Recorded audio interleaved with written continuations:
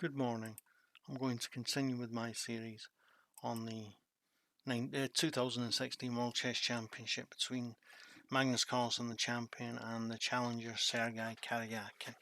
The match is played in New York in November 2016, and we're in game 10 of the match, which is scheduled for 12 matches, and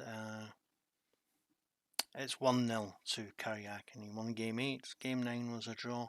Carlsen has game 10, and the final game 12 with the white pieces. Karyakin has the white pieces in game 11. So this is, and with the white pieces, Karyakin, such a good defender, will almost definitely be able to steer the position into a draw in a classical game. So it's the two games where he has white where Carlsen has the chance to create a win, and this is his penultimate chance to create that winning chance with the white pieces. So let's see what happens.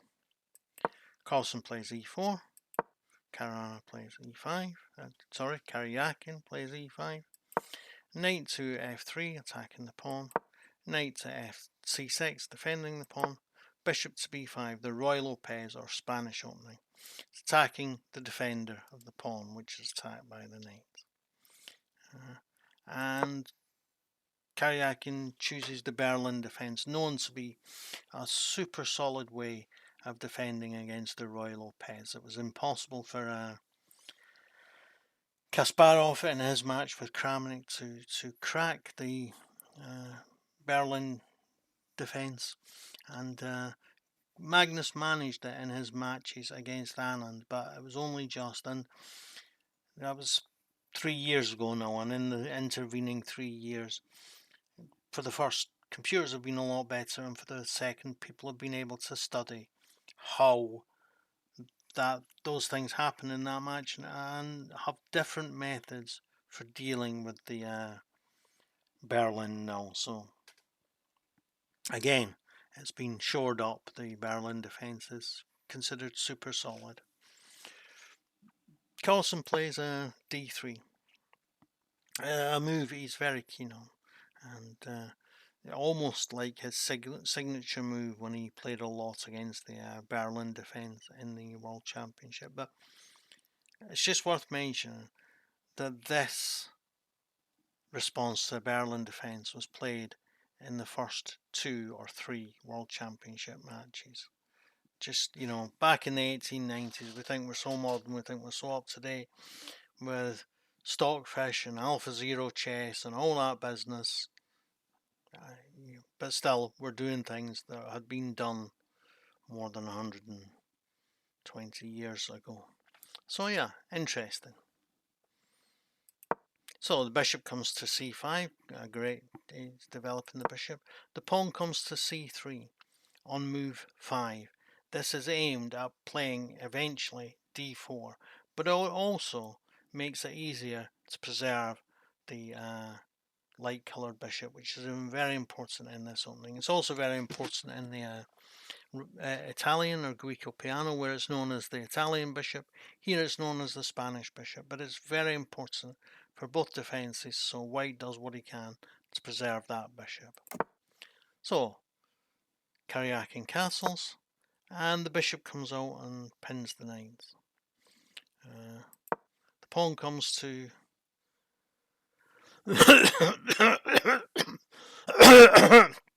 excuse me, just take a slurk of my tea.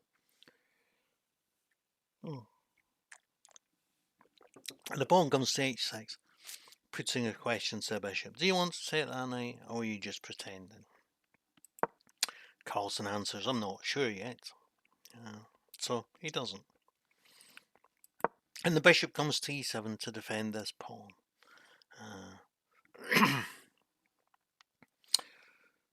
No, there is a real threat to take the bishop and then take this pawn, because the queen can't now come to d4 because the pawn's covering it. So he is threatening to win this pawn. So this bishop is a way of defending this pawn. He castles so that he wouldn't any longer be exposed to attacks in the middle, So the pawn comes to d6 to defend the e pawn. And now both players have got their defensive positions set up for their e pawns. The knight comes to d2, maybe going to c4, and e3, maybe going to f1 when the rook moves, e3, f5, just a more flexible kind of development for the knight, and especially since you can't develop it in its normal square here because the pawn is there. This kind of development is very normal in both the Spanish and the Italian opening. So knight comes to h5, it's heading for the lovely f4 square, but at the same time it's saying to Carlsen, do you fancy swapping off a pair of bishops whilst we're at it? Carlsen has no objection to that, and a pair of bishops disappears from the board. And the knight comes, as advertised, to c4, heading eventually to e3, possibly to f5, possibly to d5. The knight comes to f4, and the knight comes to e3 to make the kingside position a bit more solid. Queen comes to f6. Obviously his plans are based on some kind of kingside attack. And the knight is chased away. The knight comes to h3 and says check, it's still got this as a retreat square. The king doesn't want to risk being on this square where it will be at some point in time exposed to further checks on, for example, h3. When the knight moves here, bishop h3 check will pick up this rook, so he doesn't want to expose himself to that risk, so he plays king to h1. Very sensible. The knight comes to e7, obviously heading to g6 to be a bit more involved in the king side where the action is. The bishop comes to c4. No longer such promising prospects on this diagonal. He wants to attack this pawn, but also he wants to make it so that when the pawn comes here, as it inevitably will, to reinforce the centre, it isn't an attack on the bishop. So you could say he's saving a tempo there. He's making sure he doesn't waste the tempo in being forced to retreat the bishop is another. But it still costs him that tempo. But then black has to play the move anyway, has to play it without a threat. So yeah, it's it's good. All good. So the bishop now retreats again. So it's used 1, 2, 3 moves. What's the point of this retreat? Again, it's the same thing. That he doesn't want this pawn advance to come with a threat on the bishop because that will give him the tempo, which is more serious now because it allows him to play d5, a move that he would really like to play. So yeah, he retreats. The knight comes to g6 as promised over onto the king side. The queen comes to d2 where it doesn't just defend the knight, but also defends this pawn and this pawn, a much more active position. And a great deal of what happens in this game is about placing pieces on their most active possible squares. So Karyakin expands on the king side with a5, and Carlsen stops him, because otherwise the pawn would come here, it would gain more space, and it would chase the bishop away. But now the bishop is undefended on b3. So Karyakin takes the opportunity to play bishop c6. Now if he retreats the bishop here, fair enough, he can swap and take with the rook. But that isn't the best spot in the world for the rook. And if he plays the bishop here, he will be giving up this diagonal to this bishop. So I've talked about the importance of preserving this light square bishop in this opening. What you most don't want to happen is to end up in a situation where you don't have the light squared bishop and your opponent does have the light squared bishop in this opening. As it's a swap of light squared bishop for light squared bishop, Carlsen goes for it. Now, Karyakin can take with either the rook, either the queen or the pawn. Okay, he takes with the pawn. Why does he take with the pawn? Well, for the first, it's a double attack on this knight automatically with the queen and the rook. But the second point is this is a common motif in these openings, and it's when the pawn stands here, it supports this square, so that this square is no. Black is in a position to play d5 at will. But of course, first he has to white has to do something about his knight. Rather than support it with a king, he moves it here because, well, this looks like a good square attacking this pawn. Threatens coming here. You know, it's more active. So the pawn comes to d5.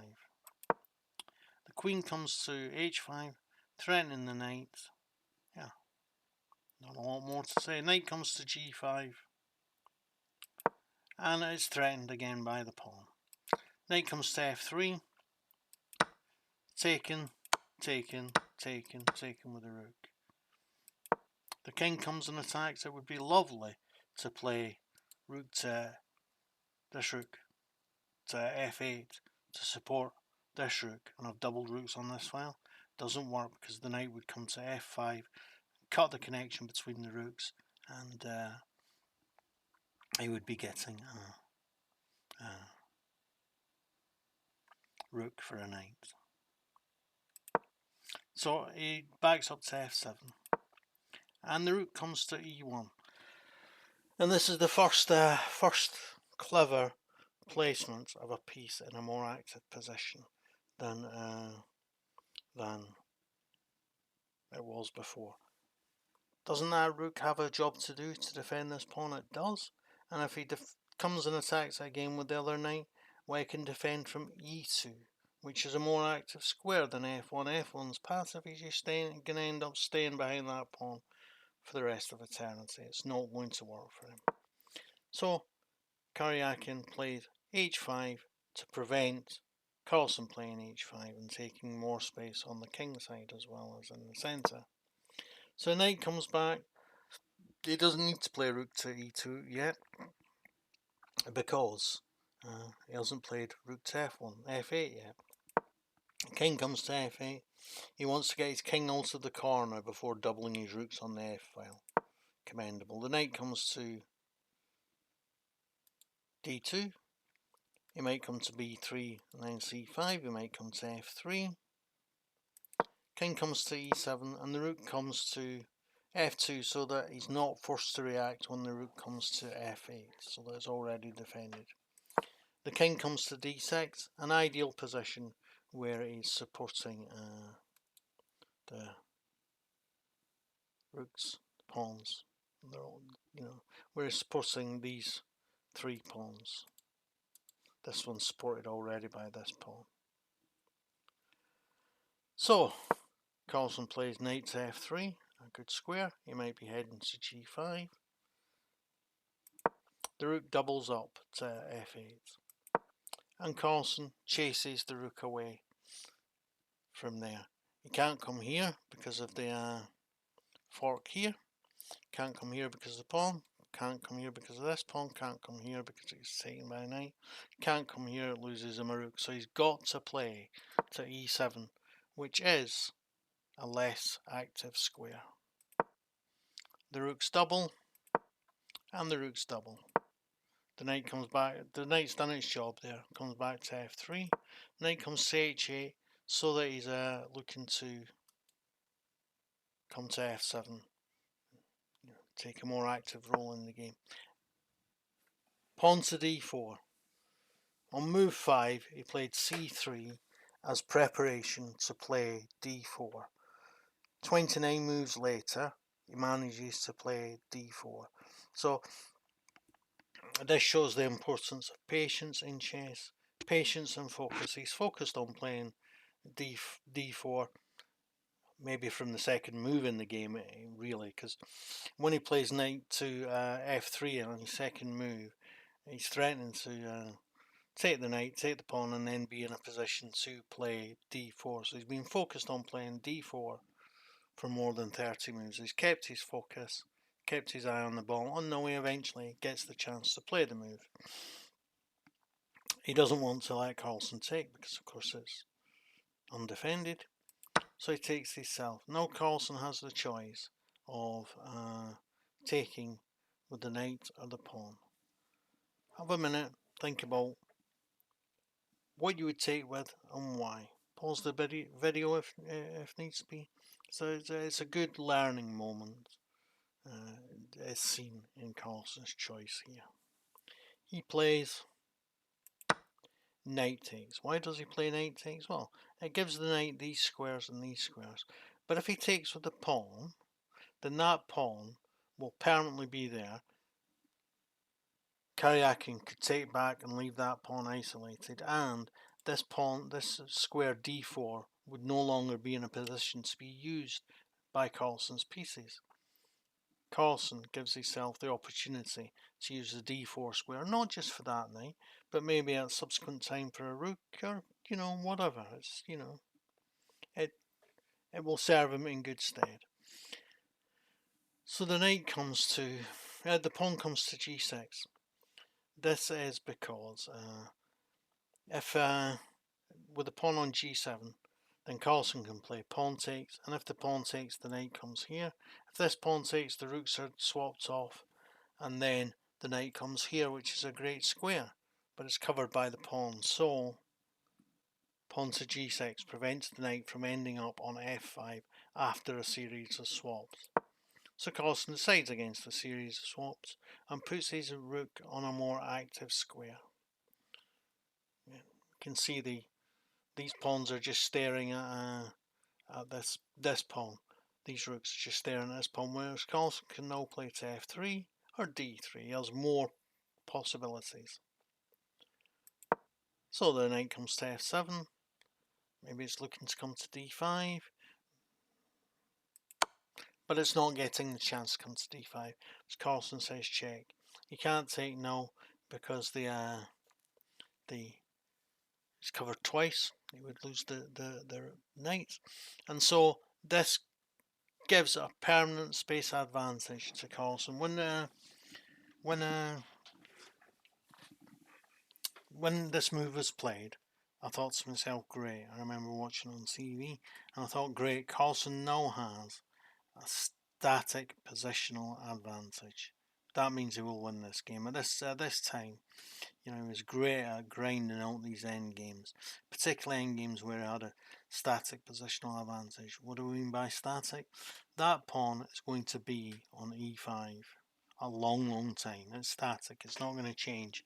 Yeah, his knight is in a better position than Karyakin's knight. His rook on e3 is better than Karyakin's rook, but those might move. Those might not, or the knight for Karyakin or the rook for Karyakin might come into better positions. Those aren't permanent advantages. But the pawn on e5 is a static positional advantage, and he's just a master at winning with small static positional advantages.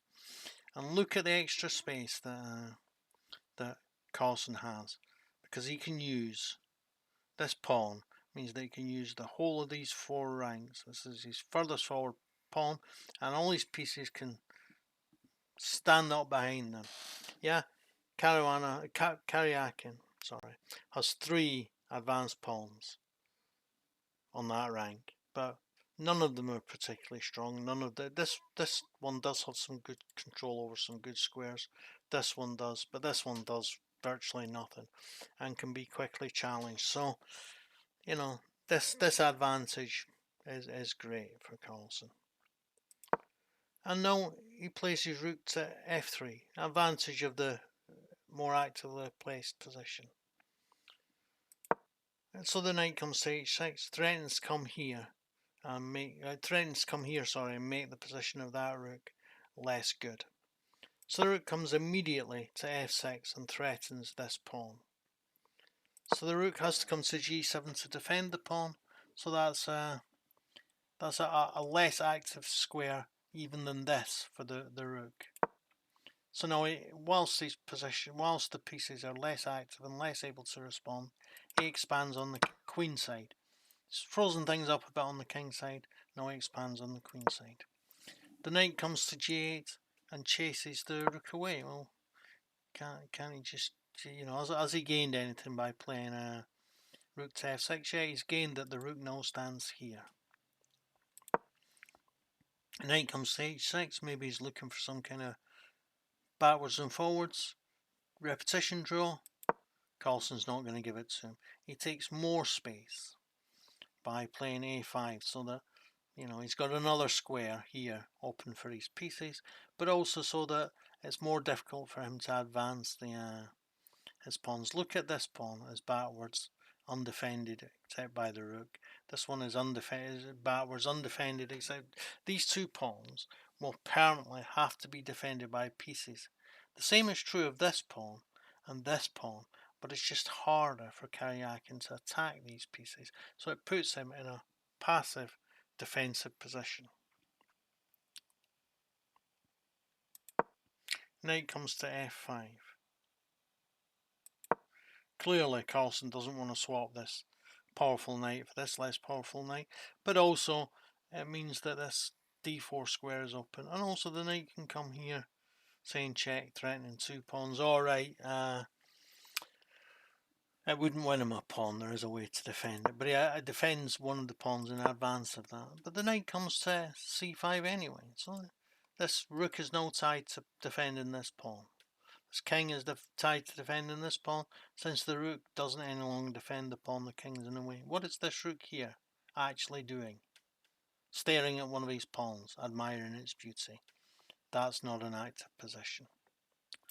So the king comes to b8, or at least he's given this rook a job to do. Now it's defending this pawn. So the rook comes to b1, so they might be threatening at some point in time to play b5 for a further expansion. The king comes to a7, and the rook comes to d3, to put pressure on the half open file to watch over Karyakin's passed pawn. But does he have much chance of advancing it? Not before Carlsen has created a passed pawn. So rook comes to c7. It's a case really of he has to do something.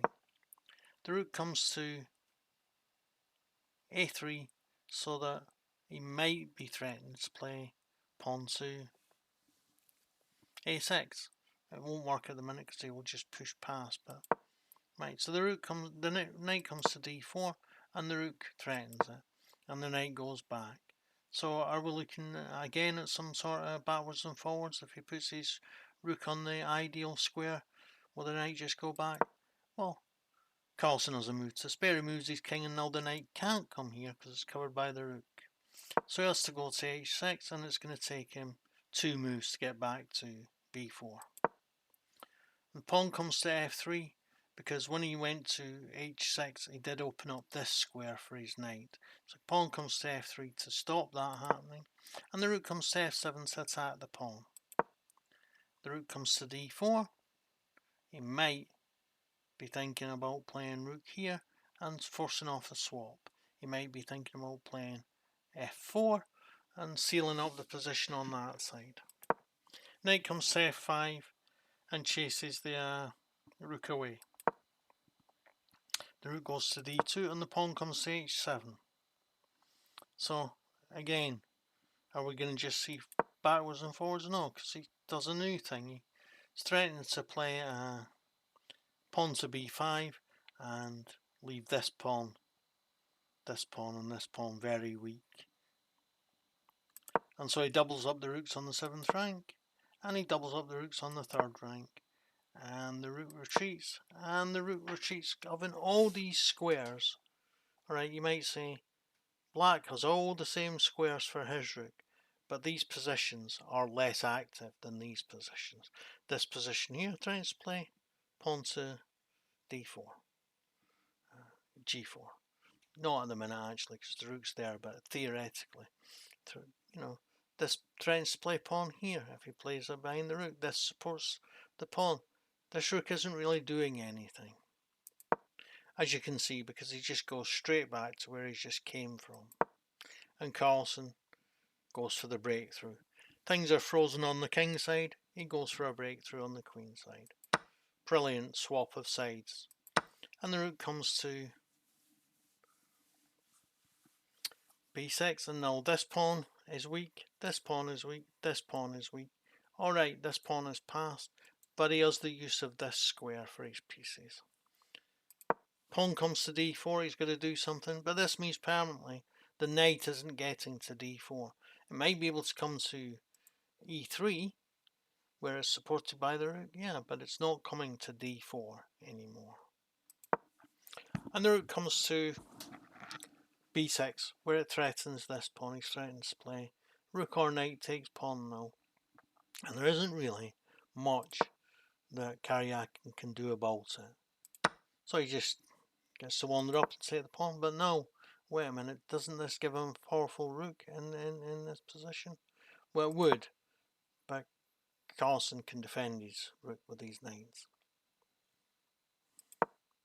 And the rook comes to c7, so that he's threatening to take this knight, and then take this rook, knight takes, and then play the rook here, scare the knight away, and then take this pawn. But he comes here, he abandons the rook, because he comes here for a fork. So the rook's taken on d3, and the rook's taken on c7. Now he's threatening, knight here check, yeah, amongst other things. King comes to b8, so that isn't, so that knight here isn't a check. But he comes here anyway, because it is still a threat on the pawn, and it's a threat on this pawn. King comes to c8, and the pawn is taken. Now we might well be threatening to play rook here, and win either this pawn or the knight. So it was a exchange of prisoners, the pawn gets taken. The king attacks the rook, and the rook attacks the knight. The knight attacks the other knight, and it's taken, and now the rook is behind black's pass pawn, the so-called Tarish position. The ideal position for the rook in this type of endgame is behind the pass pawn. So the rook comes to e3. He's proposing an exchange of prisoners. This pawn for this pawn. Carlsen agrees to that, but says, wait a minute, we'll do it on my terms. I'll push the pawn. Why does he push the pawn? Because if he took the pawn, when Karyakin takes the pawn, he's automatically threatening Carlsen's pawn immediately. So he doesn't want that to happen. So the king comes to chase the rook away from the defence of the e6 pawn. Now he's willing to give up pawn for pawn. He takes the pawn, and now Carlsen is able to play his rook to d5, where it attacks this pawn and supports this pawn. Ideal position. It also cuts the king off from coming over to the king's side. And the rook is forced back to an even more passive position. And it was a long time ago that Karyakin started to come into the centre with his king. Now on move 72, we can definitely say it's the endgame. The king moves safely and decisively into the middle. He plays b8 because he wants to be on this square when he pushes the pawn. It's the safer square. King comes. The king comes. He threatens the rook. King comes to f6, and Karyakin resigns. Why? Because whatever he does, the king is coming to g7. Or if he plays rook to g8, the rook comes to g5 first, and then, you know, he's free and clear with his pawn, and we'll have a queen in 3 moves after that. So if he pushes the pawn, Carlsen will take. If he pushes the pawn 2 squares, Carlsen will take with the rook. If he pushes it 1 square, he might just attack the rook first, and then take with take it with the rook. Otherwise, the king's coming here anyway, and yeah, nothing more to say. And so Magnus has equalised the match. So after 10 of 12 games, the score stands at 1 win each with 8 draws. Yeah, we'll see the developments in the next video. Yeah. Don't forget to like, share, comment and subscribe on my videos. Thanks. Bye.